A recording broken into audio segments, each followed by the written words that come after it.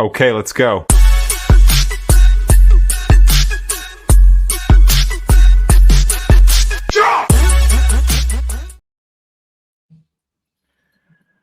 Assalamualaikum warahmatullahi wabarakatuh, everybody. Welcome back. We're going to be talking about wasiat processes today, and it is kecoh nak mam, to be absolutely frank with you, because this part ramai orang tak tahu. Okay, what actually happens when somebody passes away, and what are the processes they are supposed to follow? So in our past, how many years? I've been doing this for 14 years now. In the past 14 years, I've seen so many people pass away. I've seen people, terkial-kial, they are confused about the processes, kata, oh, some boleh. In fact, most of the time I hear people, they will tell me when somebody passes away or process lama, which is quite normal, right? Guys, what's the longest one that you've heard where before when somebody passes away, before they get all the different documentation to be able to unfreeze the assets? A couple of years, I guess. Yeah, a couple of years, yeah. Years is quite normal. Couple of years is quite normal. I got one lady who attended my class. This was a couple of years ago. She told me she has waited 17 years to get the grant of probate. Oh, actually, no, she not grant of probate, letter of administration. She has waited 17 years. Why? Okay, so let's talk about process really quickly. When you pass away, right, your death is registered with the Registry of Births and Deaths under our ICA. Right, you all know that. So the hospital or the mortuary will issue the death certificate. You get death certificate, after that you get inheritance certificate from Sharia court. Then with all of that, you go to the relevant court. So you might go to Family Justice Court if your assets are below 3 million. If your assets more than 3 million, you go to Supreme Court. And if you are less than 50K, you go to Public Trustee's Office. Now, for this particular lady yang buat leceh is this. She had a very, very big family. Or rather, arwah bapa dia yang meninggal had a very big family. Multiple wives, multiple assets in multiple countries. And so the courts just want to know whether all of you, all the people involved, whether they agree that one person can be in charge of it all. And that person is the administrator. So what you all think? You think everybody agree? Susah lah kalau ada. I mean, if it's going to be multiple wives and everything, and the children will be from different wives. Obviously, it's going to be a huge agreement. Everyone will want to fight for the rights, Yeah, I mean, like nobody one person wouldn't trust the other. I can only imagine it's like the scenario when the arwahnya was alive. I mean, like how close they were, it's one thing, but if they weren't even actually close when he was alive, that's gonna be he should have done something before.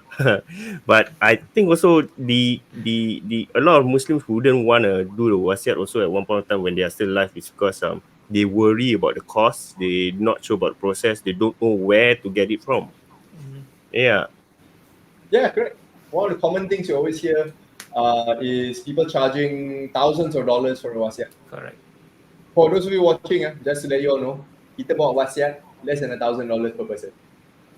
So tu cerita hari lain. But let's talk about inheritance processes. Because in the case of this particular lady, and names have been changed for privacy reasons, let's call her Madam Khatijah. Okay, so Madam Khatijah scenario, right? When her father passed away, he had left behind multiple families, multiple assets in multiple countries, right? And the thing that sangkut is that the courts want to hear that all the beneficiaries, all the people involved, they agree to appoint that one person. Now, this story has been going on for 17 years, maybe even longer. There's another story. Yes. I met this couple in another one of our classes. She told me this. Afiq, my father passed away quite recently. How can I get the letter of administration, because there was no wasiat, ASAP? I said, of course, you follow the standard process, like what we all are trained to do, right? Follow the standard process, get your death certificate, get your inheritance certificate, get all of the beneficiaries together, and to declare that they agree to appoint an administrator. I said, yes, that's quite straightforward. Yeah, betul. I think we need to get a law firm. I said, why? Okay, because I have a half brother who is rushing to get the letter of administration, and he's got his own lawyer now. I said, okay, so what's the deal? We all don't agree for him to get the administration because if he gets the money will be taken. So now how? I said, you have to hire a lawyer to fight. This was 2 years back. Guess what? They're still fighting. Aduh. Oh dear. Yeah. I mean, at the end of the day, we know that not everybody, let's put it this way, not every family is on good terms. Right? Right. You all have the black sheep in the family. You all have the, if you're watching this, if you think, if you don't know of any black sheep in the family, You're probably the one. you probably know. And so, yeah, I mean, it's reality, right? We all have to think about what happens when we die. I put it out there to all of you watching today. How many of you have actually thought what would happen when you pass away? Right? I'm certain, Zul, if you don't mind me saying this, I'm probably certain you are probably thinking about it, especially with what's currently happening. Kan? So just to share a little bit, Zul, one of Zul's very, very close relatives, went through a surgery, quite a major surgery also. Yeah. Right? Alhamdulillah, everything's fine, okay, recovering well. But takkan kau tak terfikir pasal benda ni? Of course. Dah The lah. minute I knew that it was going to happen, a lot of thoughts will come to mind, like what ifs. So have I done enough preparation if it happens, So yeah, the thing is, you can't guarantee a tomorrow, irregardless whether you have to undergo a major surgery or not. We ourselves, as healthy as we are, we can't even guarantee a tomorrow. So yeah. I mean, one of the stories I like to share also is this one very close to my heart. I'm very, very close to my heart. I have a good friend. I consider him in my inner circle. The story is he went to the doctor, complained of flu-like symptoms, went home, lay down on the sofa, told the wife, I want to take a nap. The wife checked on him at 12 p.m., still okay. At 3 p.m., he passed away. Heart attack. Age 41. Very, That's very young. Right. So now, I don't know whether he has all his planning processes in place. He should have. He's a very smart gentleman. Right? But can you imagine that? Any time they can go. And so when we teach our classes and all, we talk about one of the first hadith we always talk about is it is not permissible for any Muslim who has any assets to will away to go 2 nights without having his wasiat ready and written and kept with him. Hadith from Prophet Muhammad sallallahu alaihi wasallam. Okay, so this one, hadith Nabi For those of us out there, belum buat wasiat, buatlah wasiat. It's not that difficult after all. Kan, we've got the class coming up soon anyway, so come and attend, go and learn, how about the different processes, the different documents. Because let's be frank, when I help some of my clients doing it, the number of documentation they need to do, tebal, and that is what they have to produce to the courts first. What do you all think the documents are? That's Okay, then that's it's it. Marriage cert lagi. Birth certs for if they got kids. Birth certs of the children and Your siblings. your siblings and parents, I think. your parents also and yourself. There was one case, they actually asked for the birth cert of the grandparent. Oi, was the grandparents still alive? No, grandparent passed on. But they No, needed to last. show Yeah. relationship. Ah, Because need to Ooh. Crazy. justify there's no inner Yeah. circle of a Right. man in the family. Correct. It's crazy. It is crazy. Because ultimately they need to be able to prove the relationship, right? yeah, Like for yeah. example, all three of us, we obviously have marriage cert to show that we are married to this person. Right? There was another case. This guy is still alive. This guy is still alive. He was telling me he got married in Indonesia. Okay? The marriage was registered in Indonesia, registered in Singapore. Then they got divorced. The divorce was registered in Indonesia, not registered in Singapore. Oh dear. Oh dear. Then how? So the daughter called me. The daughter asked, how like that? How? I said, well, depend on your jurisdiction. If you go to Singapore side and your father passes away, in Singapore records, it's still proven that he's married. Right? True. Then how? So he have to go back to Indonesia, get the divorce papers from Indonesia, get it notarized, come back to Singapore and get it notarized here to prove that there has been a divorce. And the story gets worse. That was marriage number 1. Marriage number 2. Registered in Batam. Same guy, still alive. Wow.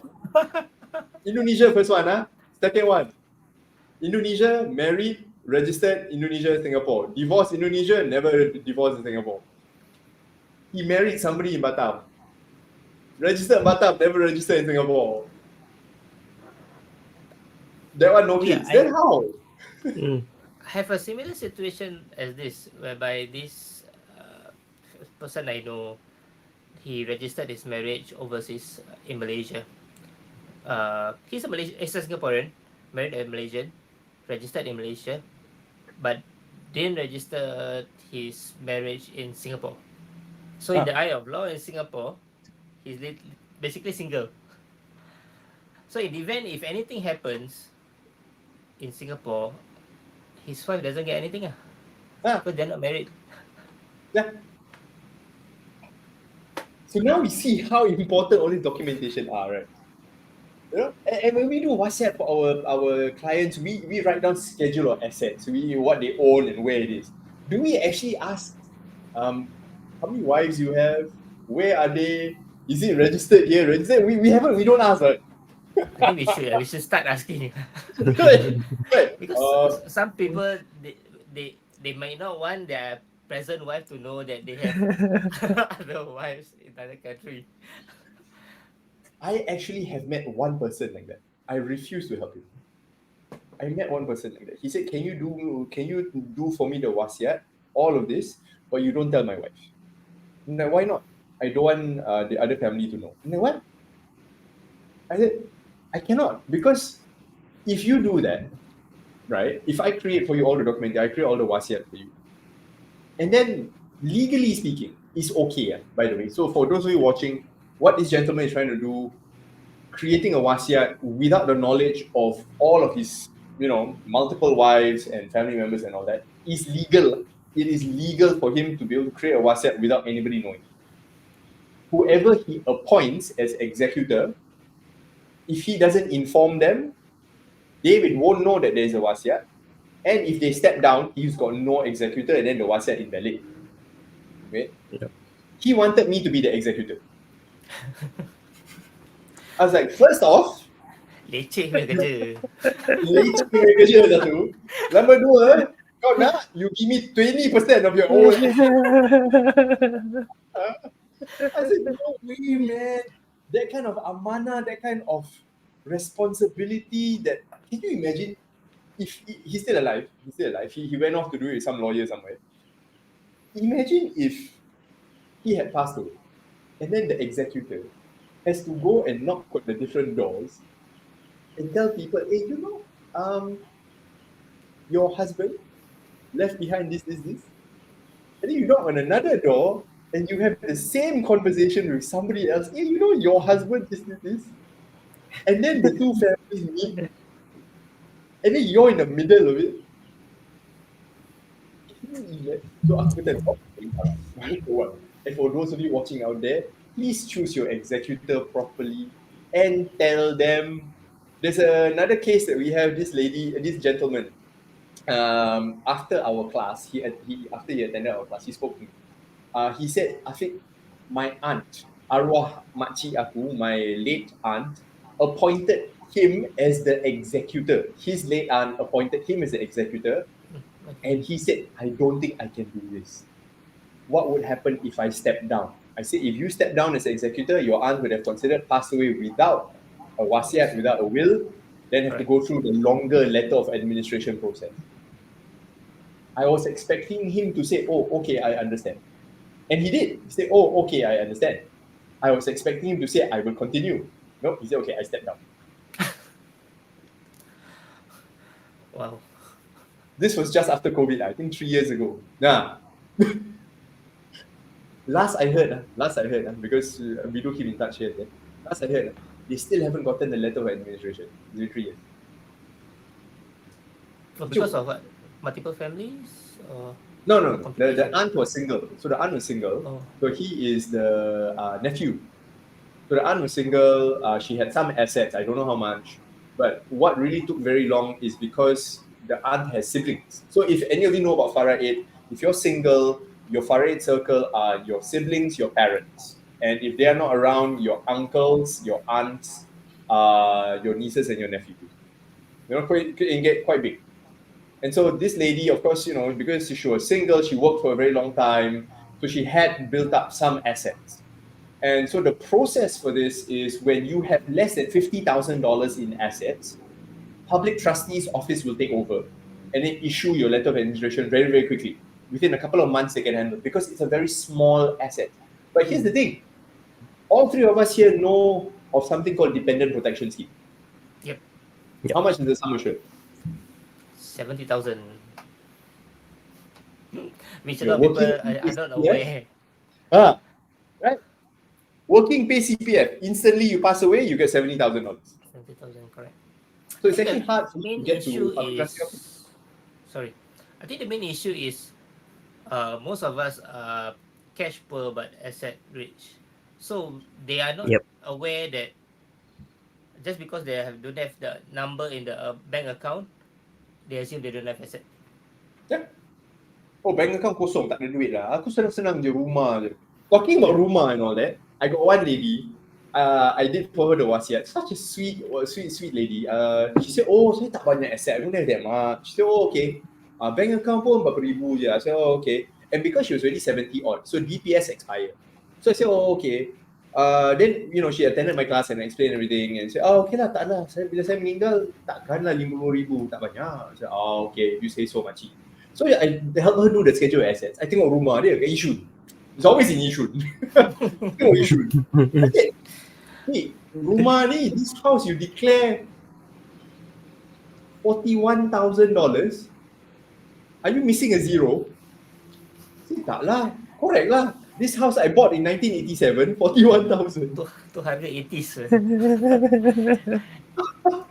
I was like, see, let's just do a quick one. I pull up property guru, aku keluarkan. This house, this block ke atas, just sold for 300K. Alhamdulillah. So, Alhamdulillah. Yeah. tell you guys frankly, it's very hard to see people with below $50,000 in terms of assets. Right? And because of those assets, the courts, Family Justice Court will handle cases above 50K, below 3 million. And that one is already minimum 6 months and beyond for letter of administration. Right? Then those cases that are above 3 million go to Supreme Court. You think Supreme Court is easier? So free, yeah. Please lah. Okay? Supreme Court 3 mil. And then people tell me, 3 million, no lah, won't hit one lah. In a world where HDB dah 1 juta, Yeah. your HDB is 1 million, and insurance policies today 1 million, quite easily. Husband and wife take 1 million each. Right? I see people who work for donkey years, their CPF easily 500,000, 750,000. I've even seen people CPF balance 1 mil, especially since the 1M65 movement. A lot of people are pumping into their CPF. I see all this. I see people's net worth. 3 million is okay already. It means they are doing quite well. Achievable. And so, at the end of the day, when I look at all these people punya assets, I look at their families, and The worst thing I hear is, no worry lah, this one, they will take care of it. My children will be able to handle, my wife will handle. I'm like, yeah. Yeah. That's the scary thing because actually we know one person who's actually in our inner circle actually. He had cancer and then he started thinking about all this. And then he actually approached a lawyer. And lawyer said, "Oh, you got a son? No need lah. No need wasiat." The scary thing is that he's the sole breadwinner. And can you imagine having 2 or 3 kids who's still young, and if he passes away tomorrow, how are they gonna feed themselves for 6 months? Minimally How- 6 months. How old And then is for the the son? viewers, How old is the son? so I 9, think is it? about there, primary school already. Uh, Yeah, 9 years that's old. still young. So how long does the lawyer expect the son to wait until he's able to manage the wealth? I mean, if Horrible. you're Another going 10 for years? letter of administration, I mean, the wife or the sibling may be able to do, but the process gonna take minimally 6 months. Yeah. Who's gonna take care of them? Yeah, you're right. So you brought up a fantastic point, bro. At the end of the day, whatever you look at, be ready to support the people you love for at least 6 months. Whether is you lost a job, whether you meninggal, whether you sakit, 6 months. That goes back to one of our, the first year income, having a 6 month emergency fund. Right? Super important. So for those of you out there, I do highly recommend this. Every year when you look at all of your assets, you look at all your liabilities, you look at your financial statements, think to yourself, am I okay for the next 6 months? And if not, start saving a little bit by bit. Inshallah, you'll hit 6 months, no problem. I actually know someone. I actually sat down with this client of mine. He was actually thinking, if I pass away, they got a house, they'll sell off. I got some money left behind. But he doesn't know that it takes 6 months before his assets are unfrozen. It's gonna be hard to sell the house. It's gonna be hard to unfreeze the bank account. Yeah, this is a scary thing. Please lah, house also, how fast can you sell? Right? House is one of the most illiquid asset classes. I know we're based in Singapore. Some of the most famous houses people are still fighting over. Right? The sons of the very famous man, right? Still fighting about that particular area. He wanted demolished. They're still fighting. How many years really? How many years really? Still fighting, by the way. Yeah, and that one is a non-Muslim family. So God knows what they can do. Right? I've had clients who, and here's the best part. One of my close friends, one of my very, very close friends, his mom passed away a couple of years ago. Right? You all should know this story quite well.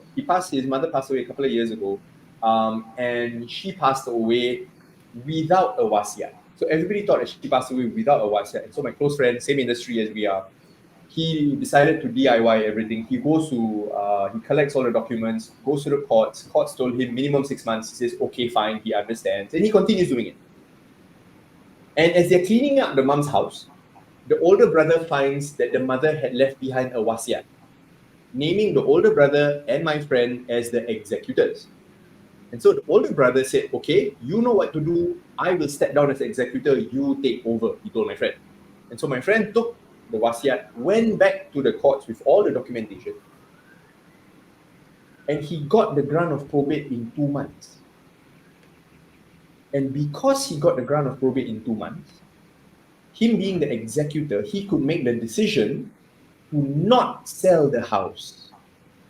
He said, let's not sell first. Let's all of us clean up the house bit by bit, take out all the mementos, take out all the do all the doa selamat, remembering all of the good things that they had with the late mom. And after 2 years, then they sold the house. Because the executor has full control over all the assets, they could just decide when to liquidate, what to do with all the assets, with whom involved.